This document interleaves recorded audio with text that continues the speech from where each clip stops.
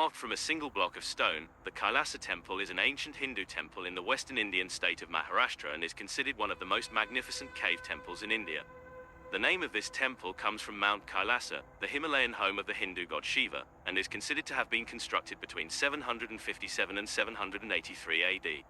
An estimated total of 150,000 to 400,000 tons of rock were carved from top to bottom out of a vertical basalt cliff in the Karanandri Hills to create the majestic temple over a period of around 2.5 decades. It is filled with intricately carved monoliths and halls with stairs, doorways, windows, and several fixed sculptures. Because of these magnificent sculptures as well as the extraordinary engineering of the temple, Kailasa is regarded as an outstanding example of Indian art and architecture. So some may ask, what does this temple have to do with deconstructing from Christianity? It has to do with deconstructing from Christianity because there was a time frame when, in my transition, that it became apparent to me that you had these people who were living in India in the 700s CE, built this temple to Lord Shiva, and yet they had never heard of Jesus. They had never heard of Yahweh. They had never heard of any of the gods of the Mesopotamian area. There may have been some smattering here and there of the Greek gods since Alexander conquered all the way into this region. So there was some knowledge of that god. There may have been some traders who came through back and forth, people trading.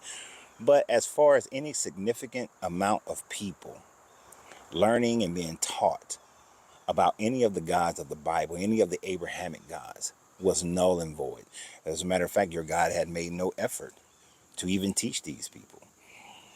For thousands and thousands of years, people lived in this area, and your God, who is supposed to be all loving, your God who is supposed to have had this sense to say that he desires for everyone to come into this belief, never lifted a finger to ensure that these people know who he was. Instead,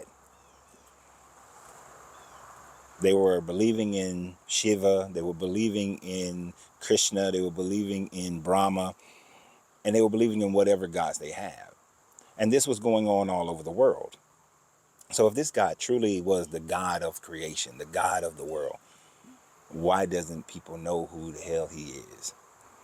And that also can be flipped on Brahma.